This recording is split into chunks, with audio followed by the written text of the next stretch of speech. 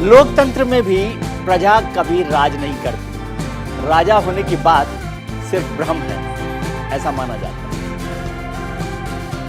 जब घड़ी में बजते हैं रात के 8, तो न्यूज इंडिया पर होती है सत्य की विजय की बात। सत्य जो हमेशा असत्य पर विजय हासिल करता है, सत्य जो कभी झुकता नहीं, रुकता नहीं, कभी कमजोर पड़ता नहीं। नमस्कार, मैं हूं विजय त्रिवेदी। स्वागत है आपका हमारे इस 100% रिसर्च वाले खास शो में। इसमें हम आपको खबर दिखाने से पहले उस पर करते हैं 100% रिसर्च, ताकि आप खबरों को बेहतर और आसान तरीके से समझ सकें। पार्टी में कितने पार, शिंदे की सियासी आड़, क्या बीजेपी खेलेगी ट्रम्प कार्ड? अब तो फ्लोर पर जाना पड़ेगा। महाराष्ट्र में जारी उठापटक के बीच आज उद्धव ठाकरे ने कैबिनेट की बैठक की। बैठक में सरकार ने कुछ ऐसे फैसले किए जो भविष्य में उद्धव ठाकरे के लिए फायदे का सौदा साबित हो सकते हैं। सूत्रों की माने तो उद्धव ठाकरे कैबिनेट मीटिंग के दौरान काफी भावुक दिखाई दिए। इस दौरान उन्होंने क्या कुछ कहा, ये जानना भी बेहद जरूरी है। ताजा तस्वीर क्या है, ये समझते हैं। कैबिनेट मीटिंग में ताजा तस्वीर क्या है उद्धव सरकार की कि कैबिनेट मीटिंग में उद्धव ने सबको धन्यवाद कहा, अपनी मंत्रिपरिषद के सभी सदस्यों को। ये कैबिनेट की बैठक हुई और उसमें कहा उन्होंने कि मुझसे कोई गलती हुई हो तो क्षमा करें। ये मुख्यमंत्री उद्धव ठाकरे ने अपनी कैबिनेट बैठक में कहा। पहले वो भावुक हुए और उन्होंने कहा कि मुझसे कोई गलती हुई हो तो क्षमा करें। 2.5 साल तक आपने साथ दिया, उसके लिए आपका आभार। ये भी मुख्यमंत्री उद्धव ठाकरे ने अपने मंत्रिपरिषद के सदस्यों को कहा कि 2.5 साल तक आपने साथ दिया है, उसके लिए आपका आभार है। एक और महत्वपूर्ण बात जो है उद्धव ठाकरे ने कही, जो उनके तकलीफ को समझाती है। उन्होंने कहा, हमारे अपनों ने हमें धोखा दिया। मुख्यमंत्री ने कहा कि हमारे अपनों ने हमें धोखा दिया है। उद्धव ठाकरे ने इस बात की चर्चा की है।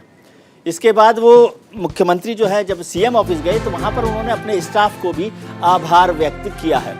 मार्च 2020 में इस तरह से ही का मामला हुआ था जब मध्य प्रदेश में कांग्रेस की कमलनाथ सरकार के खिलाफ बगावत करते हुए ज्योतिरादित्य सिंधिया के नेतृत्व में 22 विधायकों ने इस्तीफा दे दिया था। इसके बाद राज्यपाल ने कमलनाथ को फ्लोर टेस्ट कराने का आदेश दिया। कमलनाथ सरकार ने तर्क दिया था, उस वक्त तर्क दिया था कि विधायकों की अयोग्यता का मामला स्पीकर के पास पेंडिंग है, लंबित है। ऐसे में राज्यपाल फ्लोर टेस्ट के लिए नहीं कह सकते। लेकिन सुप्रीम कोर्ट ने फ्लोर टेस्ट पर रोक लगाने से इनकार कर दिया था। देखा जाए तो इसी तरह की स्थिति महाराष्ट्र में भी है। हालांकि यहां पर विधायकों ने इस्तीफा नहीं दिया है, लेकिन एकनाथ शिंदे के नेतृत्व में लीडरशिप में बागी विधायकों ने कहा है कि उद्धव सरकार के पास अब बहुमत नहीं है। मध्य प्रदेश के मामले में सुप्रीम कोर्ट ने क्या कहा, ये हम लोग समझते हैं। इस पर चर्चा करते हैं कि क्या हुआ है। 13 अप्रैल 2020 को सुप्रीम कोर्ट ने कमलनाथ सरकार के मामले में, मध्य प्रदेश के मामले में सुप्रीम कोर्ट ने क्या कहा, यह हम आपको बताते हैं कि 13 अप्रैल 2020 को सुप्रीम कोर्ट ने कमलनाथ सरकार के मामले में निर्देश दिए थे। क्या निर्देश दिए थे, ये आपको समझाते हैं कि किस तरह से सुप्रीम कोर्ट ने इस पूरे मसले को देखा था जब वहां पर ज्योतिरादित्य सिंधिया के साथ साथ 22 विधायकों ने बगावत कर दी थी।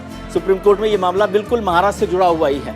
इसमें विधायकों पर अयोग्यता की कार्रवाई पेंडिंग होने के कारण फ्लोर टेस्ट को नहीं रोका जा सकता, ये सुप्रीम कोर्ट ने कहा। जो आज भी डिबेट इसी मसले पर हुई है सुप्रीम कोर्ट में पूरी की पूरी, कि क्या विधायकों के मामला है अयोग्यता का, उसके आधार पर सुप्रीम कोर्ट इसको रोक सकता है बहुमत के लिए फ्लोर टेस्ट पर जाने के लिए। इसी की डिबेट आज सुप्रीम कोर्ट में लंबे समय से चल रही है और उस पर कुछ देर में फैसला आने वाला है।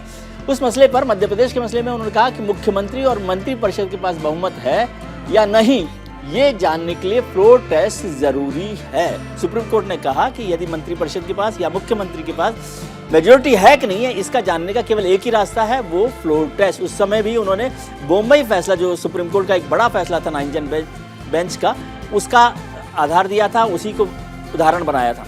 फिर कहा गया कि सरकार के बने रहने और उसके अस्तित्व के लिए फ्लोर टेस्ट बहुत जरूरी है। सरकार के बने रहने और उसके अस्तित्व के लिए फिर सरकार मंत्रिपरिषद पर निर्भर होती है, जिस पर सदन का विश्वास होना चाहिए। ये बहुत बड़ा लॉजिक दिया था सुप्रीम कोर्ट ने कि फ्लोर टेस्ट जरूरी क्यों है, क्योंकि वहां पर सरकार होती है, सरकार मंत्रिपरिषद होती है और मंत्रिपरिषद का में सदन को विश्वास होना चाहिए, हाउस को विश्वास होना चाहिए। तो उसके लिए हाउस कैसे विश्वास जाहिर करेगा, उसके लिए फ्लोर टेस्ट जरूरी है। सदस्यों ने सरकार में विश्वास की कमी के चलते इस्तीफा दे दिया हो तो फ्लोर टेस्ट जरूरी होता है। ये बात सुप्रीम कोर्ट ने कही थी मध्य प्रदेश के मामले में। सदस्यों ने सरकार में विश्वास की कमी के चलते जो इस्तीफा दिया, उसके बाद फिर उन्होंने कहा कि सदन की सामूहिक इच्छा पर इस्तीफे का प्रभाव जानने के लिए फ्लोर टेस्ट कराना सुरक्षित तरीका है।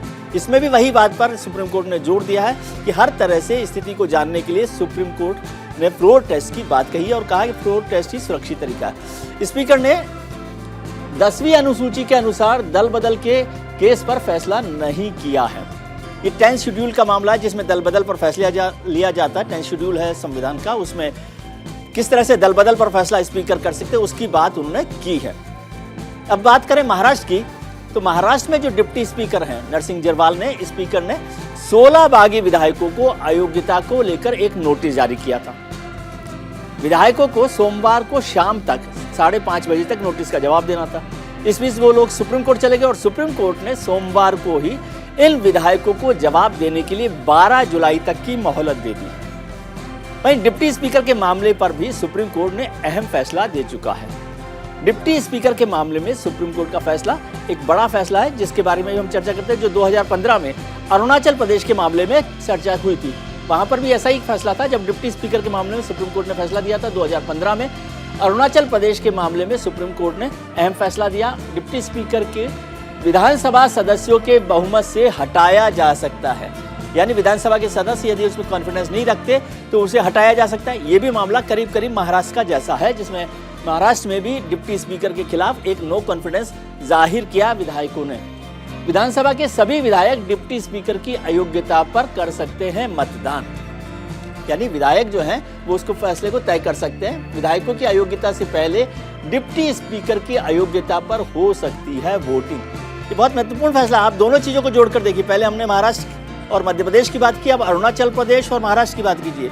यहाँ भी वही फैसला है। यहाँ पर भी डिप्टी स्पीकर के खिलाफ अविश्वास प्रस्ताव रखा गया और उस पर फैसला होना था। उससे पहले विधायकों ने उनके जो डिप्टी स्पीकर है उन पर ही अविश्वास प्रस्ताव रख दिया था। तो सुप्रीम कोर्ट ने कहा कि पहले उस पर फैसला होना चाहिए। ये का ये मामला उन्होंने अरुणाचल प्रदेश में भी कहा था। शिवसेना के बागी विधायकों की अयोग्यता का फैसला सुप्रीम कोर्ट के दखल के बिना मुश्किल है। ये स्थिति है कि जिस पर चर्चा हो रही है।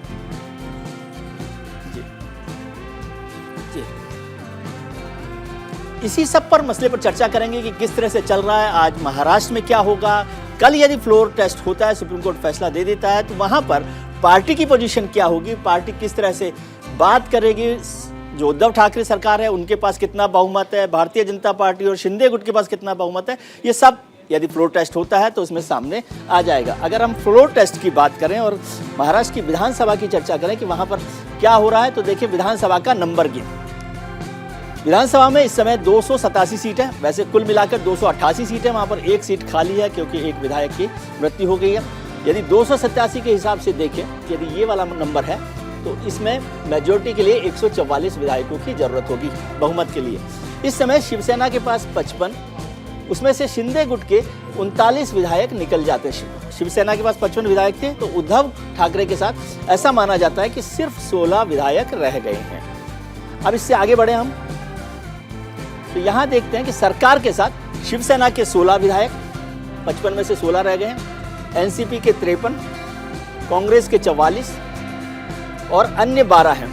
यानी सरकार अल्पमत में चली जाती है क्योंकि उनके पास 125 विधायक है। इसमें से भी 6 विधायक अभी विधानसभा के लिए नहीं है, मुंबई में नहीं है, कुछ कोरोना संक्रमित हैं, कुछ विदेश गए हुए हैं, कुछ लोग जेल में हैं, तो इसलिए 6 विधायक और नहीं है। तो सरकार इनकी स्थिति में भी बहुमत में नहीं दिखाई देती। यदि देखा जाए तो कुल 287 सीट में से एक बहुमत के लिए इतनी चाहिए। सरकार के साथ एनसीपी के 2 विधायक अनिल देशमुख और नवाब मलिक जेल में हैं, जिसका मैंने जिक्र भी किया आपको।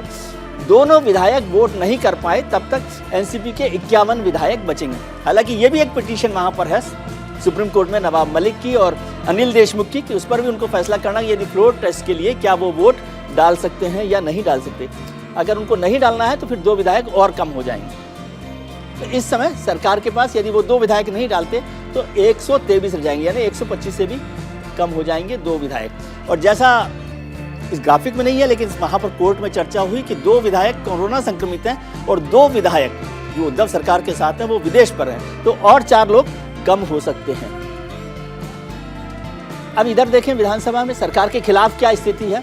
वही बहुमत का आंकड़ा 144 यदि सरकार में जाना है, उसमें सबसे बड़ा नंबर है बीजेपी का 106 का, अन्य 7 हैं जो 113 होते हैं। अभी की स्थिति में 113 विधायक हैं जो सरकार के खिलाफ है। अब इससे आगे बढ़ें कि अब क्या हो रहा है। सरकार के खिलाफ 113 विधायक जो हमने देखे बीजेपी के 106 और 7, इसके बाद शिंदे गुट के 39 विधायक हैं और एमवीए के बागी विधायक 10, यानी इनके पास हो जाता है कुल मिलाकर 162। अब 162 और बहुमत के लिए 144। तो यदि फ्लोर टेस्ट हो तो उसका पहला नतीजा उद्धव ठाकरे का गिरने का, और यदि उसके बाद मौका मिलता है वो सदन में जाते हैं और सरकार बनाने के लिए जाते हैं तो उनके पास बहुमत होगा 162 का। छोटे दलों की भूमिका भी यहां पर अहम है। इसमें बहुजन विकास आघाड़ी के 3 विधायक हैं, सपा यानी समाजवादी पार्टी, AIMIM और प्रहार जनशक्ति पार्टी के भी 2-2 विधायक हैं। ये 6 विधायक भी हैं जो महत्वपूर्ण भूमिका निभा सकते हैं। और इसके अलावा विधानसभा में 13 निर्दलीय विधायक हैं। इनकी भूमिका क्या होगी ये भी अभी तय नहीं है। इसके बाद MNS, CPIM, PWP, स्वाभिमानी पार्टी के 1-1 विधायक हैं। राष्ट्रीय समाज पक्ष, जन स्वराज पार्टी, शक्ति पार्टी, क्रांतिकारी क्षेत्र पार्टी के भी 1-1 विधायक हैं। ये भी कुल मिलाकर 6 विधायक होते हैं। इनकी भी भूमिका आगे आपको दिखाई देगी। तो ये आपको स्थिति हमने समझाई है। इससे समझ में आएगा कि किस तरह से यहाँ पर चल रहा है और विधानसभा में कल क्या होगा यदि फ्लोर टेस्ट होता है, यदि सुप्रीम कोर्ट इसकी इजाजत दे देता है। महाराष्ट्र में इन दिनों सियासत का महासंग्राम छिड़ा हुआ है। शिवसेना के बागी नेता एकनाथ शिंदे का दावा है कि उनके पास करीब 50 विधायकों का समर्थन है। इसके आधार पर वो फ्लोर टेस्ट करवाकर सत्ता की गद्दी तक पहुंचना चाहते हैं। हालांकि अब उनकी फ्लाइट जो है गुवाहाटी से गोवा जा रही है, फिर हो सकता है कि कल मुंबई पहुंच जाए। उधर उद्धव ठाकरे सरकार के खेमे के नेता संजय राउत हार मानने को तैयार नहीं है। आइए आपको सुनाते हैं कि महाराष्ट्र की इस गर्माती राजनीति पर नेताओं का क्या कहना है। ऐसे में अगर गवर्नर हाउस और भारतीय जनता पार्टी एक साथ मिलकर संविधान की धज्जियां उड़ा रहे हैं, असेंबली की धज्जियां उड़ा रहे हैं और गवर्नर हाउस से ही इस प्रकार की राजनीति चलती रहेगी तो देश के सर्वोच्च न्यायालय को उसमें इंटरफेयर करना पड़ेगा। हमारे पार्टी में महाविकास आघाड़ी की बात क्या है वो हम देख लेंगे, लेकिन आप उसका मतलब ये है कि आप भी उस एमएलए को तोड़ने में आपका योगदान रहा है पर्दे के पीछे से। आपको मालूम है, आपको पता है हमारे पास 50 लोग हैं, 40 + 10, ये 50 लोग। और अभी देखिए आप, मतलब हम लोग मेजोरिटी में हैं, 2/3 से ज्यादा मेजोरिटी हमारे शिवसेना गठ के पास है, शिवसेना गठ के पास है। और इसलिए हमें कोई भी फ्लोर टेस्ट की चिंता नहीं है। शिवसेना के 39 विधायक ये बाहर है और वो लगातार ये कह रहे हैं कि हम कांग्रेस एनसीपी की सरकार में नहीं रहना चाहते, और इसका सीधा मतलब है कि ये 39 एमएलए ये सरकार के साथ नहीं है या वे महाविकास आघाड़ी को समर्थन नहीं देना चाहते। और इसलिए हमने राज्यपाल जी को कहा है कि चूंकि सरकार अल्पमत में दिखाई पड़ती है, इसलिए तुरंत सरकार को आप निर्देश दें, मुख्यमंत्री को निर्देश दें कि माननीय मुख्यमंत्री जी फ्लोर टेस्ट करें और अपना बहुमत सिद्ध करें। आज के खास प्रोग्राम में हम महाराष्ट्र के महासंग्राम पर चर्चा करेंगे। हमारे खास मेहमानों से आपको रूबरू करवाएं, इससे पहले आपको दिखाते हैं आज के पोल का सवाल। हमारे आज के पोल का सवाल है कि क्या अब उद्धव सरकार बचेगी? आप हमें अपनी राय दे सकते हैं हमारे ट्विटर हैंडल @NewsIndia24/7 पर। आप ट्वीट करके भी अपनी राय दे सकते हैं, उसे हम शुमार करेंगे कार्यक्रम में, लेकिन इसका नतीजा बताएंगे हम आपको शो के आखिर में। आज इसी मुद्दे पर चर्चा करने के लिए हमारे साथ जुड़ रहे हैं कुछ खास मेहमान, संविधान को समझने वाले और राजनीति को समझने वाले राजनीतिक विश्लेषक तहसीन पूनावाला हमारे साथ जुड़ रहे हैं, और सुप्रीम कोर्ट के सीनियर एडवोकेट DK दुबे साहब हमारे साथ हैं, और रेखा अग्रवाल जी भी सुप्रीम कोर्ट के एडवोकेट हैं, वो हमारे साथ जुड़ेंगी। और मेरे सहयोगी पीयूष शुक्ला जो बिल्कुल खंभ गाड़ कर जिसे कहते हैं ना, वो मुंबई में टिके हुए हैं और ग्राउंड जीरो पर हैं सारी खबर को एक एक करके देने के लिए। पीयूष, सबसे पहले आपके पास आना चाहता हूं कि क्या है स्थिति मुंबई में, क्या हो रहा है? उद्धव साहब ने जिस तरह से आभार व्यक्त किया है, भावुक हुए, धन्यवाद दिया है, तो क्या हो रहा है? ये चला चली की बेला है?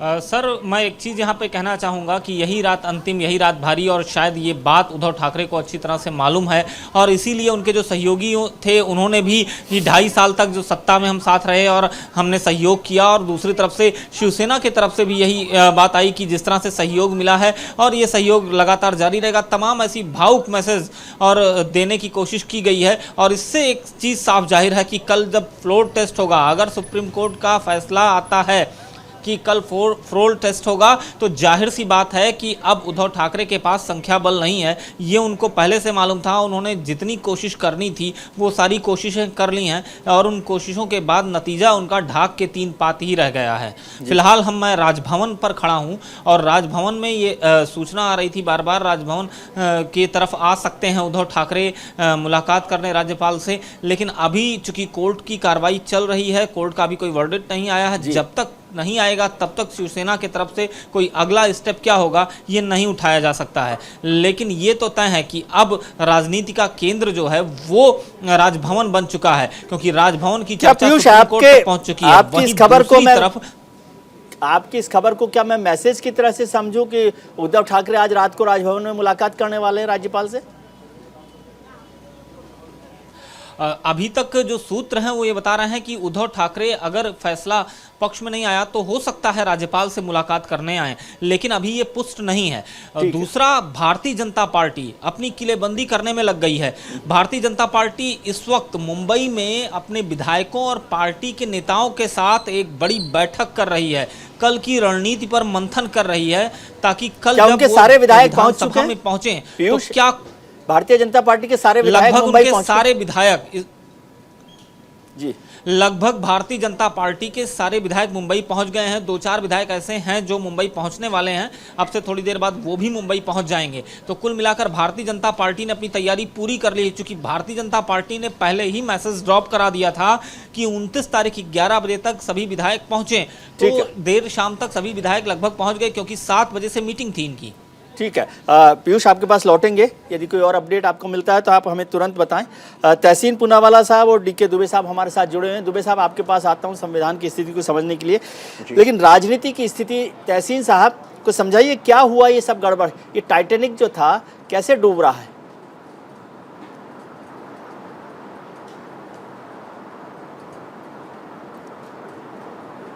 तहसीन पूनावाला जी, आपको आवाज मिल रही है मेरी? आप मुझसे कह रहे आवाज जी, आवाज बीच में कट गई थी, मुझे सिर्फ मेरा नाम और टाइटैनिक सुनाई दिया, 2 ही शब्द। अगर आप दोबारा रिपीट करोगे। जी तहसीन जी, मैं विजय बोल रहा हूं और आपसे ये जानना चाहता हूं कि ये टाइटैनिक जो है अचानक कैसे डूबने की स्थिति पर आ गया? आवाज नहीं मिल रही है शायद। नहीं, बिल्कुल नहीं, मुझे नहीं लगता कि इस वक्त तहसीन जी के पास दोबारा आएंगे। अभी आपको आवाज आ रही है मेरी? मुझे तो आपकी आवाज मिल रही है, मैं बोलता हूं पीसीआर को, प्लीज देखिए। नहीं, मुझे मिल रही है अभी आप। जी जी जी, मैं ये पूछ रहा हूं कि आज क्या ये चला चली की बेला है उद्धव सरकार के लिए? थोड़ा डिले लैग है जी। नहीं, कोई नहीं, मुझे लगता है कि टीवी चैनल्स पर और माननीय कोर्ट के अंदर भी सारे अटकलें लगाए जा रहे किसके पास कितने नंबर है। आखिर में जो नंबर्स है वो सिर्फ फ्लोर ऑफ द हाउस पर सिद्ध हो सकते हैं जी। और मैं ये मानता हूं पूरी तरह से कि महाविकास अघाड़ी के पास इस वक्त भी पूरी तरह से बहुमत है। हाँ, कुछ विधायक है जो बागी हो चुके हैं, उनके खिलाफ डिस्क्वालिफिकेशन प्रोसेस है, तो उन्होंने उस डिस्क्वालिफिकेशन प्रोसेस से बचने के लिए स्पीकर के सामने उन्होंने स्पीकर के रिमूवल का प्रस्ताव डाल दिया। लेकिन वो जो रिमूवल का प्रस्ताव है वो एज पर लॉ नहीं है मेरे हिसाब से।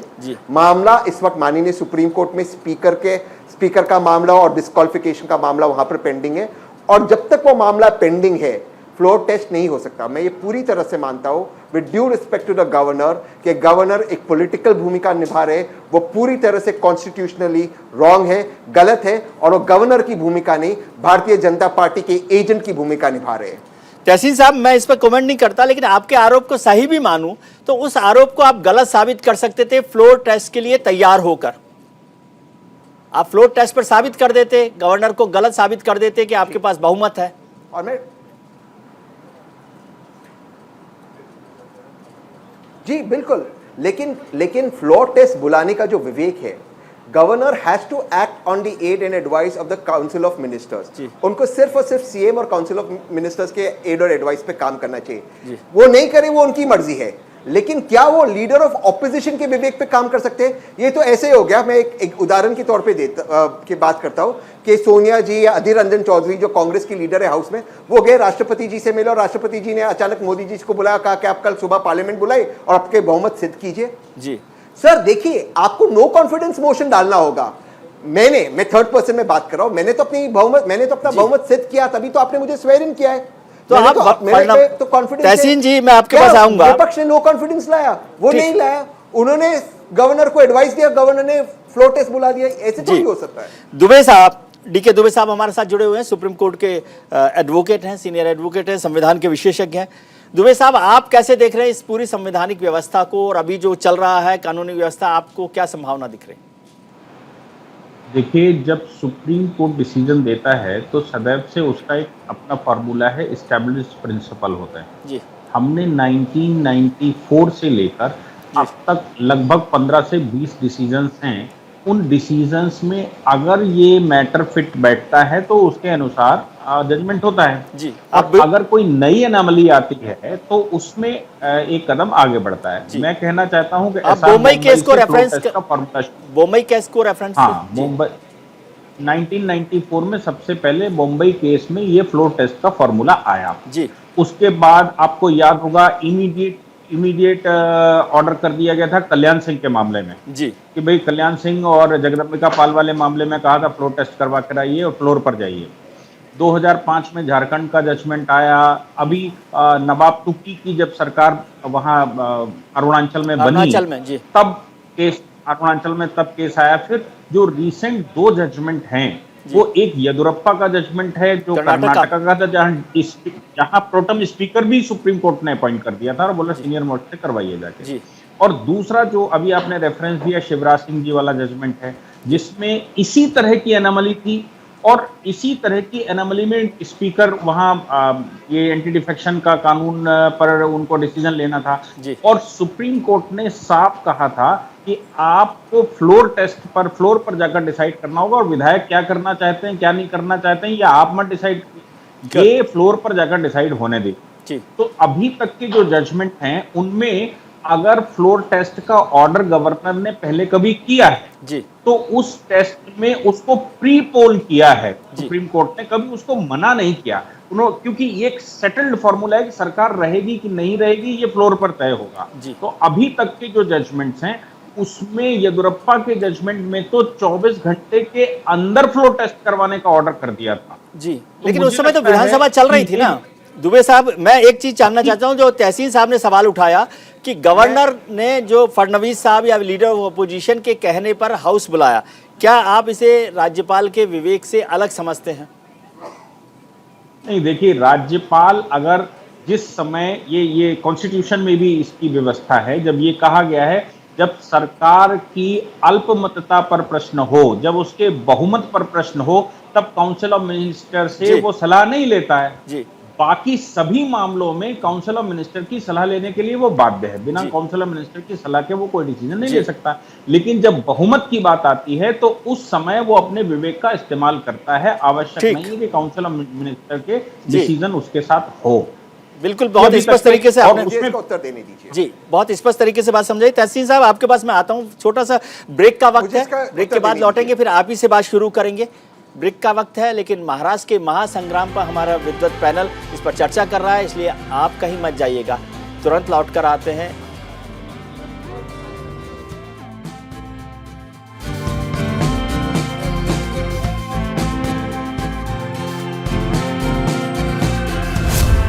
पार्टी में कितने पार्ट,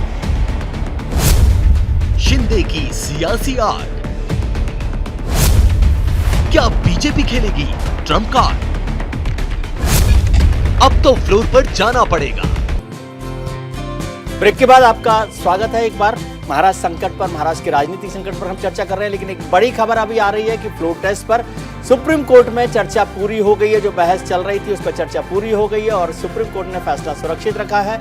रात 9 बजे सुप्रीम कोर्ट अपना फैसला सुनाएगा, ऐसा बताया जा रहा है। रात 9 बजे सुप्रीम कोर्ट का फैसला आएगा, लेकिन इस समय तक जो दलीलें थी वो सारी पूरी हुई है। आखिरी दलील राज्यपाल के वकील की तरफ से दी गई, जिसे तुषार मेहता देख रहे थे। उससे पहले जो वकील थे एकनाथ शिंदे की तरफ से, उनका भी जवाब वहां पर हुआ, उनकी भी दलील वहां पर रखी गई। और अब रात 9 बजे इस पर फैसला आएगा कि कल फ्लोर टेस्ट पर क्या फैसला सुप्रीम कोर्ट सुनाता है। इसके लिए हमें 9 बजे तक इंतजार करना पड़ेगा। ये बड़ी खबर आ रही है। 3 घंटे 4 घंटे से लंबी बहस वहां पर हुई है, लंबी सुनवाई सुप्रीम कोर्ट ने की है, क्योंकि मसला जनता का और महाराष्ट्र के भविष्य का है। तो सुप्रीम कोर्ट ने बड़ी लंबी सुनवाई की, सब दलीलों को उन्होंने सुना है और उसके बाद रात 9 बजे वो फैसला सुनाएंगे।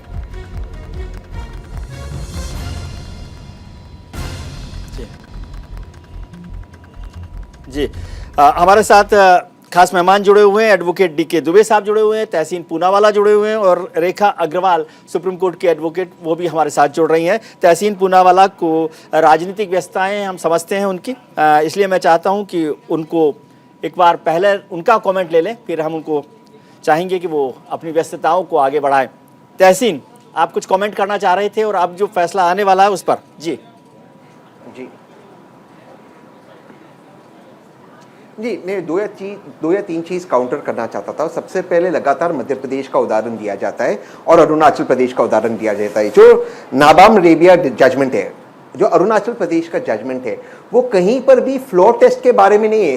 पैरा 167 बहुत क्लियर है कि फ्लोर टेस्ट के बारे में नहीं है, लेकिन फिर भी उस जजमेंट को कंफ्यूज किया जाता है फ्लोर टेस्ट के लिए। उस स्पीकर को लेकर जजमेंट है।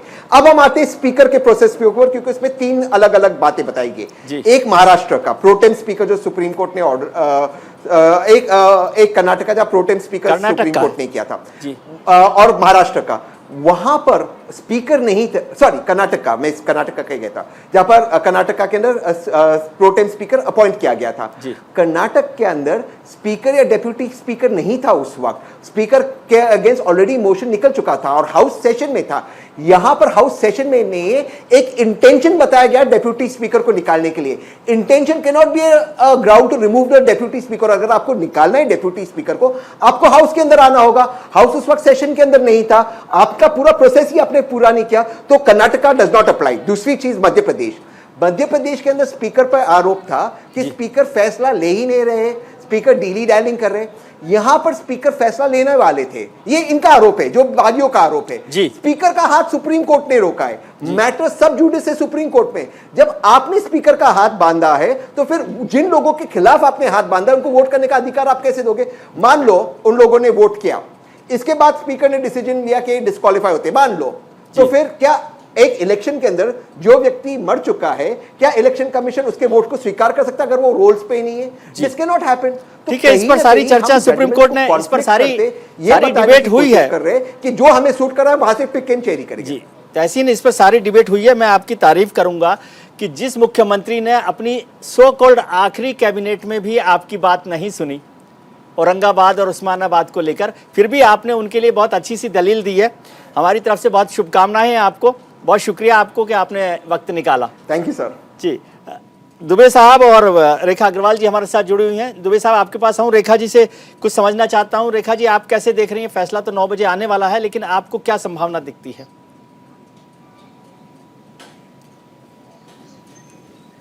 आप अनम्यूट कर लीजिए रेखा जी अपने को। जी, इसमें मैं आपको यही कह सकती हूँ कि जो फ्लोर टेस्ट होने की जो बात है वो बिल्कुल सही है। फ्लोर टेस्ट जो है बिल्कुल होना चाहिए। और ये कहना है कि जो कुछ लोगों को, जो कुछ एमएलएज हैं, उनको वोट करने का राइट नहीं मिल रहा है कि वो, और उसकी वजह से फ्लोर टेस्ट जो है वो, उसकी जो डिमांड जो स्पीकर ने करी है फडणवीस के कहने के ऊपर, वो गलत है।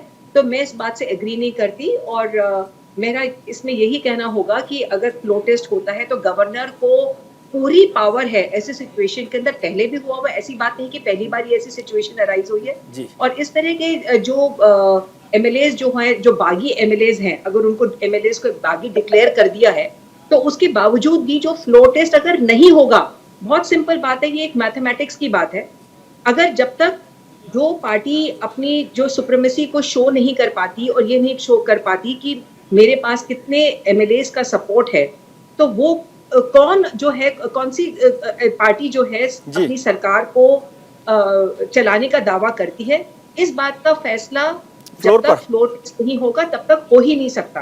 तो ये सिर्फ एक आंकड़ों की बात है। जितने एमएलएस जो है वो डिस्क्वालीफाई हो गए हैं, भले वो डिस्क्वालीफाई हो गए हो, पर उसका मतलब ये नहीं है कि फ्लोर टेस्ट नहीं हो पाएगा। फ्लोर टेस्ट करना स्पीकर का अधिकार है, और उसके चलते हुए जब दोनों पार्टीज अपना अपना शो कर देती हैं कि वाकई में कितने, अभी तो सिर्फ आंकड़े जो है हम सुन रहे हैं, पर कल कितने लोग एक्चुअली वोट कर पाते हैं, वो ही जो है इस बात का फैसला कर पाएगी कि जो पावर के अंदर कौन सी पार्टी है और कौन सी पार्टी अगर लीड करेगी महाराष्ट्र को, और उसके बाद में कौन जो है वहां का चीफ मिनिस्टर बनेगा। तो मुझे लगता है कि सुप्रीम कोर्ट जो है वो इस फ्लोर टेस्ट की जो डिमांड है होल्ड करेगी, उसमें कोई दो राय नहीं। जी, महाराष्ट्र में पिछले कई दिनों से सियासी संग्राम छिड़ा हुआ है। इस बीच आज उद्धव ठाकरे यानी मुख्यमंत्री उद्धव ठाकरे की कैबिनेट की अहम बैठक से एक बड़ी खबर सामने आई। उसमें उद्धव सरकार कैबिनेट की इस बैठक में कई बड़े फैसले लिए। उद्धव ठाकरे ने फ्रंट पर आकर एक मास्टर स्ट्रोक खेलने की कोशिश की है। इस बैठक में तो शहरों के नाम बदलने पर फैसला किया गया। बताया जा रहा है कि औरंगाबाद का नाम संभाजी नगर करने का फैसला किया गया है। औरंगाबाद का नाम संभाजी नगर अब होगा। इसके साथ साथ नवी मुंबई एयरपोर्ट का नाम स्वर्गीय डीबी पाटिल के नाम पर होगा, और इसके साथ ही उस्मानाबाद का नाम धाराशिव पर किया जाएगा। धाराशिव रखा जाएगा, ऐसा उस्मानाबाद को लेकर फैसला कैबिनेट की बैठक में किया है। इसमें एक चीज मैं जोड़ देना चाहता हूं कि कांग्रेस इन दोनों फैसलों पर चुप रही थी कैबिनेट की बैठक में, ऐसा बताया गया है। और कांग्रेस ने पुणे का नाम बदलने की जो बात की थी उसे मुख्यमंत्री ने नहीं माना है, या इस कैबिनेट में उसका फैसला नहीं किया गया है। दुबे साहब, दो बातें समझना चाहता हूं। एक, तहसीन जो बात कर रहे थे कि क्या गवर्नर ने जो फैसला किया इतनी जल्दी उसमें फैसला किया गया, दूसरा समय को कम दिया गया, इस पर चर्चा करना चाहते हैं। और जो आज की बैठक जिसे हम सो कॉल्ड आखिरी बैठक कैबिनेट की बैठक कर रहे हैं, क्या उसमें उनको नाम बदलने का फैसला करना चाहिए था उद्धव ठाकरे साहब को? देखिए, मुझे लगता है कि कैबिनेट अभी तो उनकी पूरी होगी नहीं, या किस प्रकार पूरी थी, क्योंकि उनके जो मिनिस्टर्स हैं वो मोस्टली तो गुवाहाटी में बैठे हुए हैं। ये बात अभी बाद में जिस समय खुलेगा उस समय ये चलेगा जी। लेकिन जहां तक कम समय देने की बात है, तो आज तक सुप्रीम कोर्ट में जब भी गवर्नर ने कोई टाइम दिया है तो सुप्रीम कोर्ट ने बहुत रिलीफ अगर कुछ दिया है तो वो प्रीपोन किया है। क्योंकि हॉर्स ट्रेडिंग जो है ना, जितना डिले होता है उतना हॉर्स ट्रेडिंग होता है, उतना ज़्यादा एनोमलीज क्रिएट होती हैं। इसलिए सुप्रीम कोर्ट सदैव से 1 हफ्ते का टाइम दिया, 15 दिन का टाइम दिया तो उनको कभी 48 घंटे में कर दिया, 3 दिन का टाइम दिया तो उसको 24 घंटे में कर दिया, और कहा भी 24 घंटे में आप करिए, जाके आपके पास बहुमत है तो क्यों परेशान हो, बहुमत है तो जाइए और वहाँ पर सिद्ध करिए। इसलिए ये कहना कि समय कम दिया है, ये तो कोई आर्गूमेंट ही नहीं, क्योंकि हमारे पास बहुमत है तो कभी भी कर सकते हैं। ठीक है, नहीं, लेकिन सर इसमें एक बात जी एक सवाल मैं आपसे जानना चाहता हूं। आपने कहा कि बहुमत के लिए समय नहीं देने की बात है, उसमें दो बातें। हॉर्स ट्रेडिंग का आरोप सही बात है, आप लगा रहे हैं, और जिस तरह से विधायक बाहर हैं या कुछ भी हैं, इसको हम लोग नहीं करते, वो विधानसभा में चर्चा होगी हॉर्स ट्रेडिंग हो रही है कि नहीं हो रही है। लेकिन ये काम तो घटनाक्रम 1 हफ्ते से चल रहा था वहां पर, तो राज्यपाल ने उस पर सुओ मोटो क्यों नहीं किया? पहली बात, केवल जब विपक्ष के नेता मिले उसके बाद ये फैसला क्यों किया गया? नहीं, देखिए, राज्यपाल सुओ मोटो कर सकते हैं, लेकिन जनरली जो बात आती है कि कोई न कोई जो विधानसभा का सदस्य है वो जाकर राज्यपाल को बोले। अब कल बात हो रही थी कि प्रहार पार्टी जा रही है राज्यपाल के पास, और प्रहार पार्टी कहेगी कि साहब अल्पमत में सरकार है, तो कोई इंडिपेंडेंट विधायक भी जा सकता था। ये तो 106 विधायकों का लीडर गया वहां पर जी, तो 106 विधायकों का लीडर तो सीधी सी बात है, उसकी बात में और वजन है। अगर कोई इंडिपेंडेंट भी जाता और कहता कि साहब अल्पमत में सरकार है, तो स्पेशल सेशन यहाँ पर राज्यपाल बुलाने का अधिकार रखता है, और स्पेशल सेशन बुलाकर सिर्फ इतना कहता है कि अपनी मेजोरिटी लेकर आओ, मेजोरिटी सदन में रख दीजिए, हमें कोई समस्या नहीं, लेकिन मेजोरिटी अगर सदन में नहीं होती तो फिर सरकार गिरानी पड़ेगी उनको। इसलिए यहाँ पर ये कहना कि वो ही क्यों गए कि फडणवीस जी गए तभी ऐसा हुआ, मुझे नहीं लगता कि फडणवीस जी के जाने से कोई स्पेशल प्रभाव पड़ा होगा। वो तो वैसे भी जाया जा सकता था, कोई भी जाता, और कहता। यहाँ तक कि राज्यपाल कभी कभी स्यू मोटो भी डिसीजन लेते हैं, लेकिन यहाँ पर राज्यपाल अभी बीमार थे, हॉस्पिटल में एडमिट थे। जब वो लौट कर राजभवन आए तो उसके बाद उन्होंने पॉलिटिकल गतिविधियां, और दूसरी जो सबसे महत्वपूर्ण बात होती है, राज्यपाल भी अकेले डिसीजन नहीं लेता, राज्यपाल अपने मातहत ऑफिसर से चर्चा करके डिसीजन लेता है। तो जब राज्यपाल नहीं, लेकिन फैसला तो राज्यपाल का माना जाएगा, वो तो लीगल एडवाइस तो कोई वो नहीं हो सकता, उसका एक्सक्यूज नहीं हो सकता सर। आप नहीं सर, आप देखिए जो संविधान में व्यवस्था है, official subordinate to the governor, ऐसा वर्ड इस्तेमाल किया है। और ये जो काउंसिल ऑफ मिनिस्टर है, इसको भी official subordinate to the governor कहा गया है। तो official subordinate to the governor किसी से चर्चा करता है और पूरी स्थिति को जानने की कोशिश करता है, संवैधानिक मामलों को जानने की कोशिश करता है कि आखिर हमें क्या लेना चाहिए डिसीजन, क्योंकि एक बड़े प्रदेश का मामला है और पूरे देश पर इसका प्रभाव पड़ता है। और इसकी जो लीगल एनोमली क्रिएट होती है वो प्रेसिडेंट बनता है। इसलिए जनरली राज्यपाल अपने ऑफिशियल सबऑर्डिनेट से बात करके ही ऐसा करता है। जी रेखा जी, दो बातें समझना चाहता हूं बहुत संक्षेप में। एक तो ये कि जो बात दुबे साहब ने भी कही कि समय को लेकर कोई बात नहीं है और सुप्रीम कोर्ट भी उसमें समय, इसमें केवल एक पेच है जो आज भी चर्चा हुई कि भाई हाउस सेशन में नहीं था। हाउस सेशन में हो तो गवर्नर 24 घंटे के लिए या किसी, ये स्पेशल सेशन बुलाया जा रहा है। महाराष्ट्र के बहुत बड़ा स्टेट है, क्या सारे एमएलए एक दिन में वहाँ पर पहुँचेंगे नहीं पहुँचेंगे, ये एक बड़ी बात है। उनका भी अधिकार है ना कि वो उसमें हिस्सा लें। तो पहला बात ये, और दूसरी बात जो बात आज अदालत में कही गई कि भाई विधायकों का फैसला नहीं हुआ, उनकी योग्यता अयोग्यता का, उस पर जब तक फैसला नहीं हो तो फिर ये नहीं करना चाहिए। आप दोनों पर छोटा सा जवाब मुझे चाहिए। जी म्यूट है मैडम, आप अनम्यूट कर लीजिए रेखा जी जी। आपने सेकंड सवाल क्या करा मेरे से? मैंने कहा कि अयोग्यता का जो मसला था जो डिप्टी स्पीकर के पास था, वो कह रहे हैं कि भाई इस पर फैसला हो जाता उसके बाद कर लेते। अभिषेक मनु सिंघवी ने कहा कौन सा पहाड़ टूट जाएगा 11 जुलाई के बाद होता तो।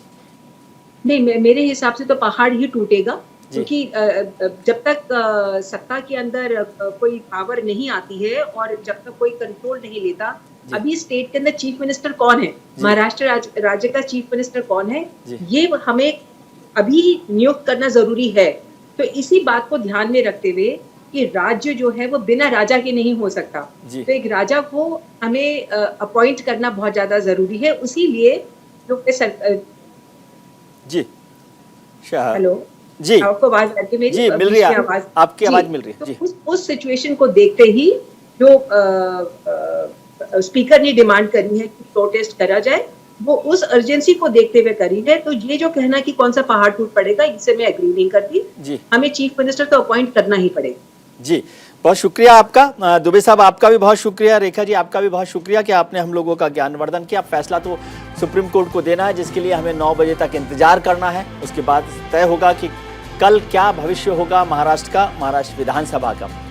आज हमने शो की शुरुआत में आपसे पोल में एक सवाल पूछा था कि क्या अब उद्धव सरकार बचेगी। इस पर लोगों ने हमें अपनी राय पहुंचाई है। 46% लोगों ने हाँ के पक्ष में पोल किया है, जबकि 54% 54% जनता ने ना के पक्ष में पोल किया है। इसका मतलब आप समझ सकते हैं। आपने शो में जनता की बात सुनी, राजनेताओं की बात सुनी, पैनलिस्ट की बात सुनी। अब छोटी सी बात मेरी भी, यानी विजय भी। जनता क्या है?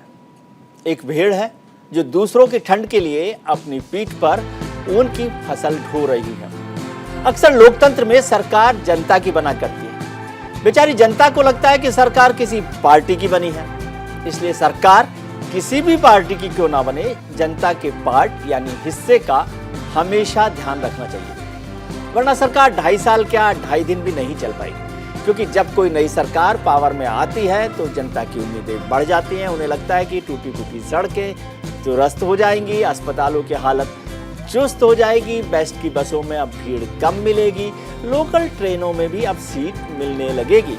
लेकिन महाराष्ट्र की पॉलिटिक्स अब बड़ा पाव जैसी हो गई है, जिसमें बड़ा भी है और पाव भी है, लेकिन मिर्ची इतनी ज़्यादा है कि सबको लग रही है। और बैकग्राउंड में गाना बज रहा है, तुझको मिर्ची लगी तो मैं क्या करूं। इस गाने की फरमाइश की है गोवा और गुवाहाटी से शिंदे एंड कंपनी ने। आज के शो में इतना ही। उम्मीद करता हूं कि आपका आने वाला कल आज से बेहतर हो। आप अपना ख्याल रखिए और उनका ख्याल रखिए जो आपका ख्याल रखते हैं। शुभ रात्रि, नमस्कार, शब खैर।